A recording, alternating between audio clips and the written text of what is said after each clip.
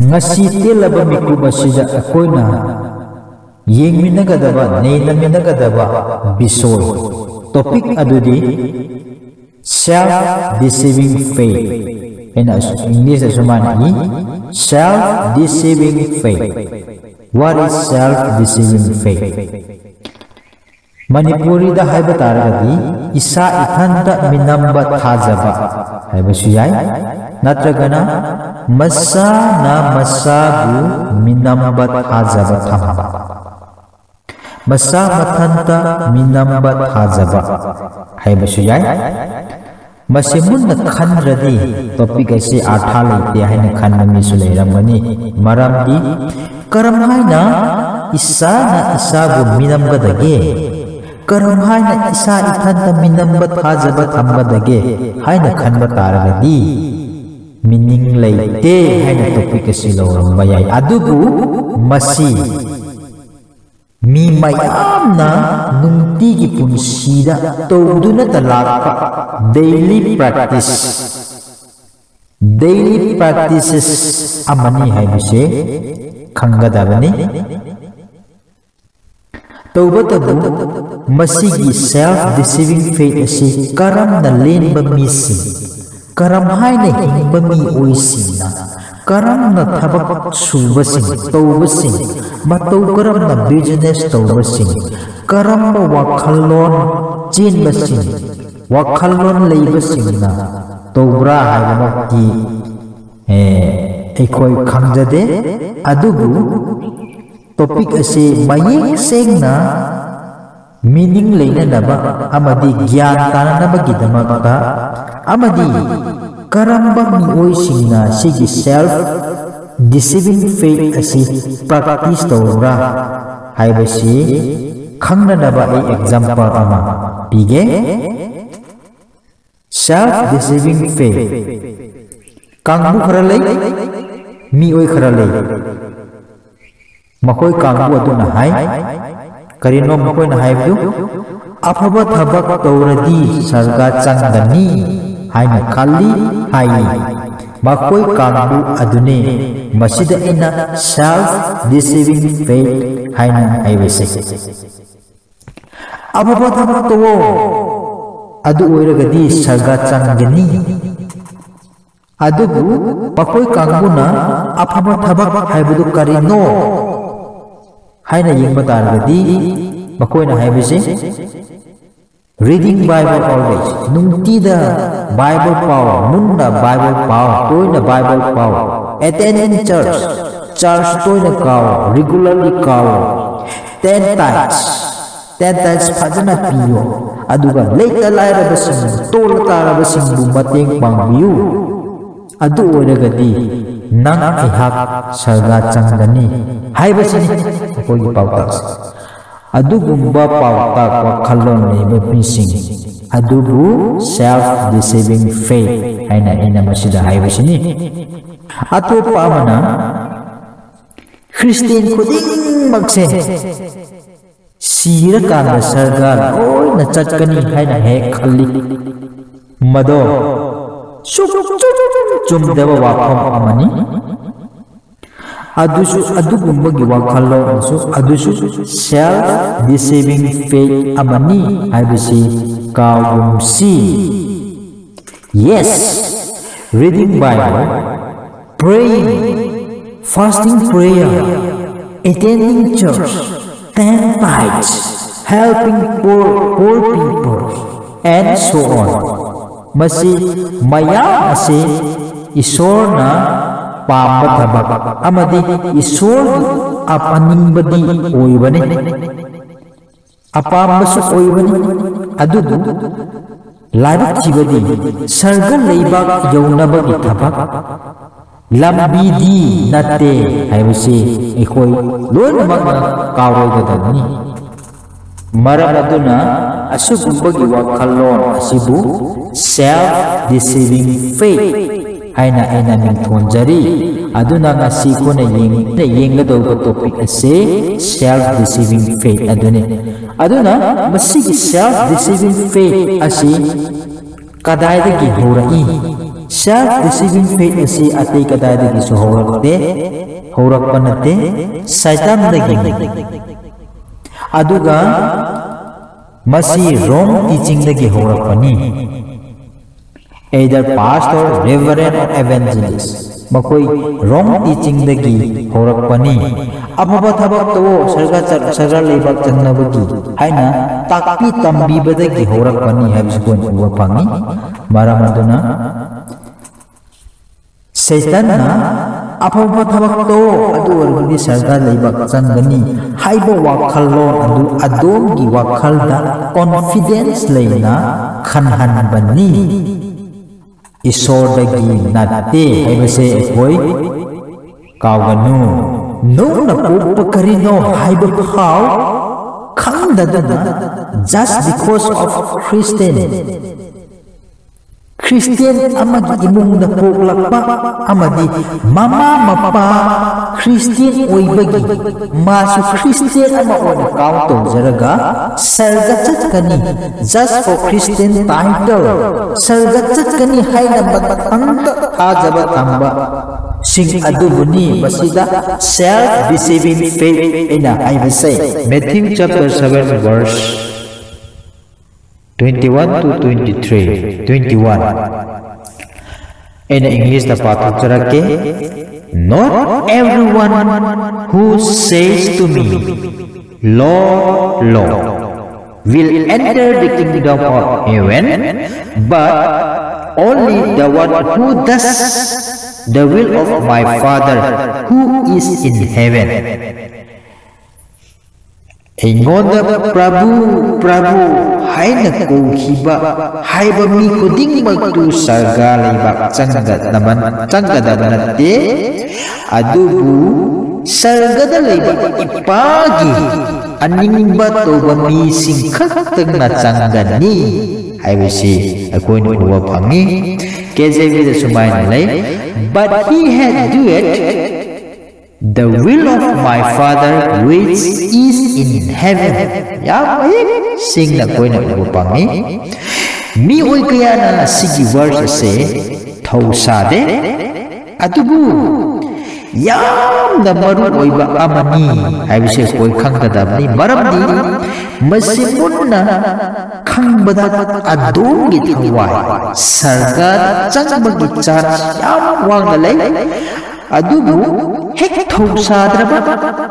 norokta adumgi thawai busu chachapagi chance yam wangna lei haibisi koina kawgadabdi khanggadabani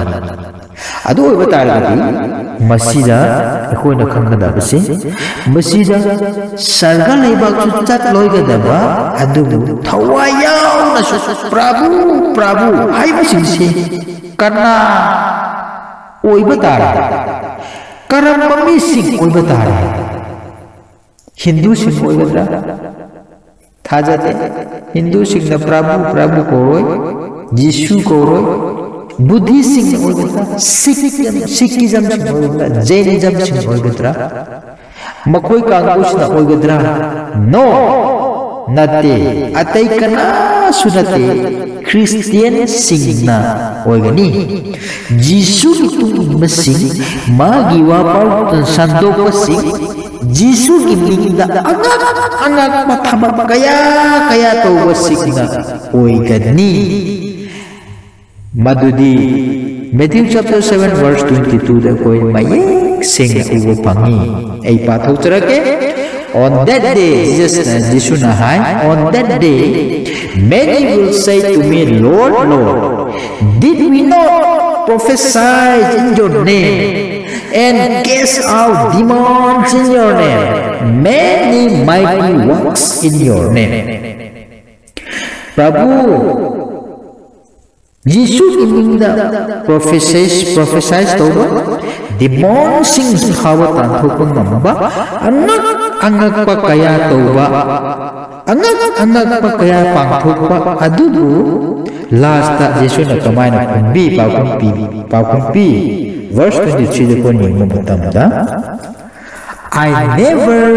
knew you depart from me ay si Jesus na pakumpi ay basi ko ni pangi Masigi thodo se mase judgment numita thokadaba thodo ni aduna amukang na khalo kaya da lai thigadaba kaptuna tengkhaduna mathabag yeiraga prabhu nangi mingda agakpa kaya tawba natra nangi mingda ay prophesize tawba natra demon sing bhawa na nangi mingda kesa tawba natra tanthok piba natra karigino prabhu ay gani adubu prabhu na kari una pawkong pigani I never knew you, depart from me. Hai basini. Kaya da laibak tiga da bathudo. Nahakna hinglingi kaya mu pataba mi oi jaragasu. Kaya mu pataba thabak kau jaragasu. Repent tauraga Prabhu the forgiveness niragadi. He is willing to forgive your sins always. Adubu masigi numit asidadi sunga ngakpiraroy second chance jisuna biraroy haibise kawan marabadona sigise nang ay punsida chuthokpa yabani maramdi if we keep on practicing self-deceiving faith, then on the day of judgment the same thing would happen to us. Judgment nabida ko thaba eraga kaptuna prabhu nagibingda asi tauba natra nagpatauba natra haina masida jesu na haibo khuding makse koi na su koi punchi na su haigadaw ni haibise koi khangadani maramadu. So let us be very, very careful, my dear brethren in Christ. Punsi chupa, thawai hakchang yaw, sana lupa tingin na, apa thabak toraga, last. Yesu na, I never knew you, hairak pataragadi, karibukana ni, pura arimatara. Taibang pa di kaya thabak khangde kari ubra khangde kaya fail tawba tarasu amuk hanna try tawba ya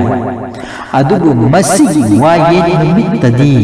second chance leiraroy maramaduna self-deceiving faith isabu minam jabat hajaba isabu isa ikanta minam bat hajaba haibase tauraroi si ngasi dagi tolasi maramdi base sarga laibak changna bagi afaba thabak makti natte haibase akoina khangadabani adubu sigi self-deceiving faith haibase secondary ni asigi mamang ayam na maru oiba aduga yam na sulaiba thabak ama tawgadaba lay madudi karino ekona nasai pathokiba Matthew chapter 7 verse 21 iba ubagi matung inna he had do it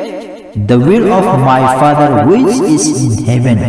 Sarga laibak changnanabagi damak tadi self-deceiving faith. Apa thabak na dinate adubu sarga da laibak Jisu na hay kibuna sarga da laibak ipag aning ba adu tawba dabani. Masini am na maru basi. Sarga da laibak ipag aning ba tawba aduni. Yam na maru basi. Masini yam na maru ba aduka yam na su laiba amadi sarga laibak yawnabasu oibado masini masi khangdabagini afaba thabak tawba mi di oiba aduku sarga di changoy tawba mi ama hek oibado aduna masi munna khangba mathau tai karino khangba mathau tabdu sarga da laibak ipag aning badu karino haibdu mathau tai sarga laibak tanana changnana bagini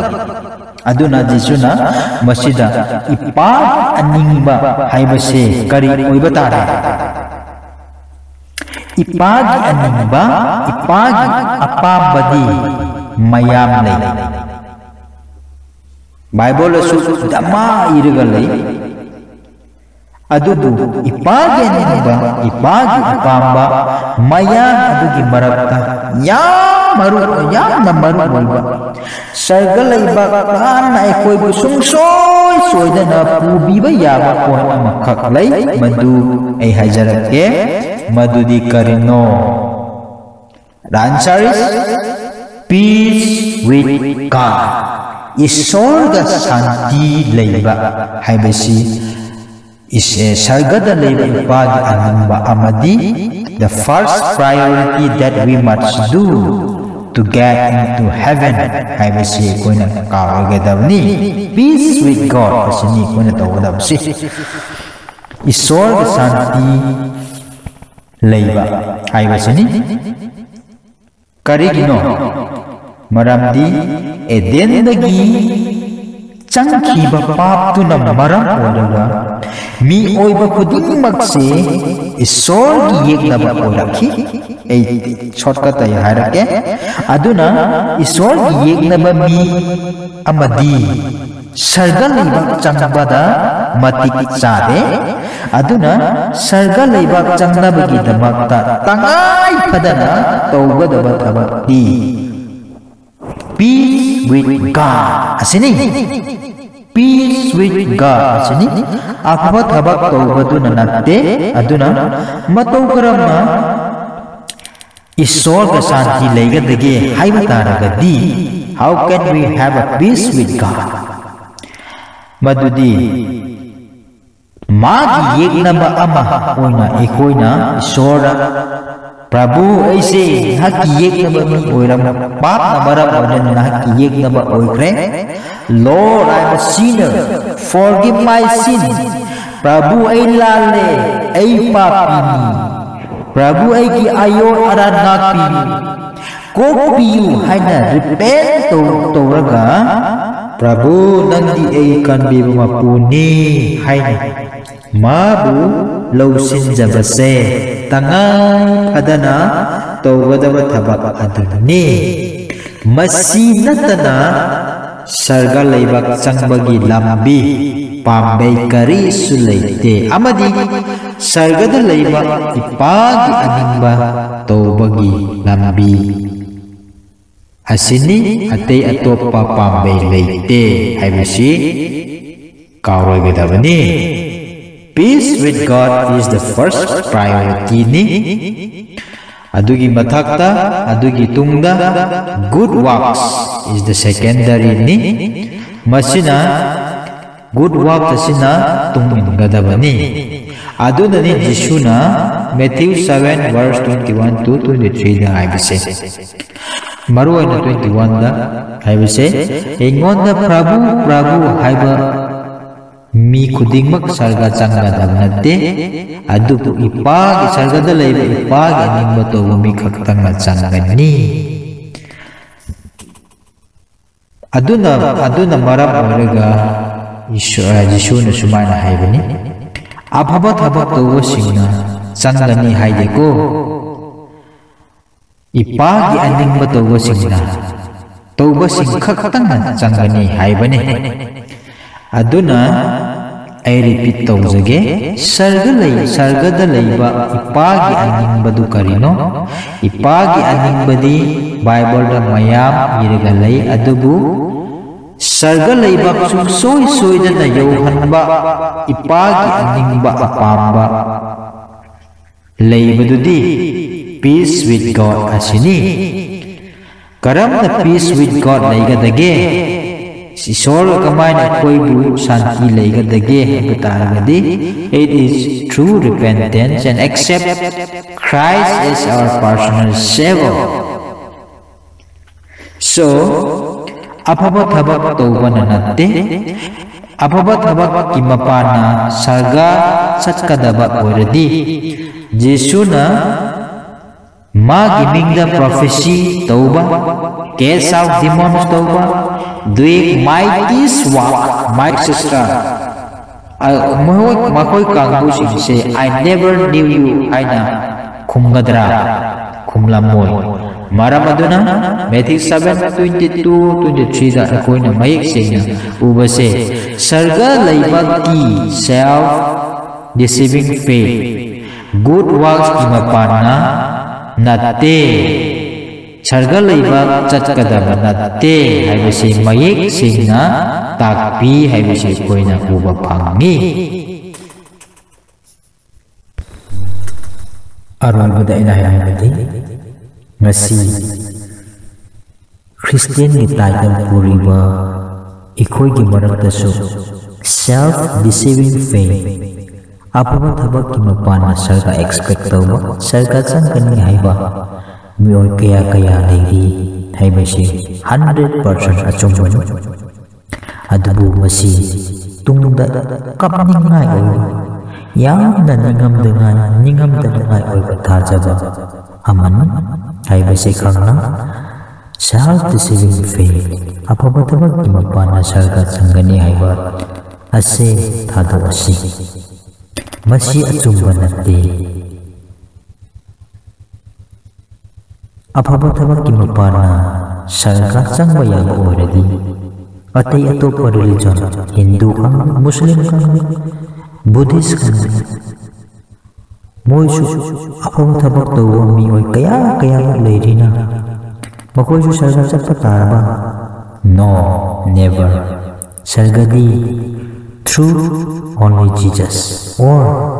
who have a peace with God in another town born again mioi singna oigani aduna adubu laiba thibadi mi khradi Christian dai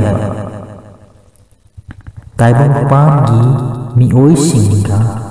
lamchan sachan wanga sanga sedi badres chaba thakpa kuding magta tari su difference haiba sulay diba mi oi sulay makoi singase Christiani hajaragasu makoi gi maong tobusina ulibadi proof ibadi makoi si isorga shanti leidaba mi isorga shanti leidaba mi self-deceiving faith people ni isorga shanti leikharba mi singna asigumba lichat sajat wangang sanga taibang pan ni mi singa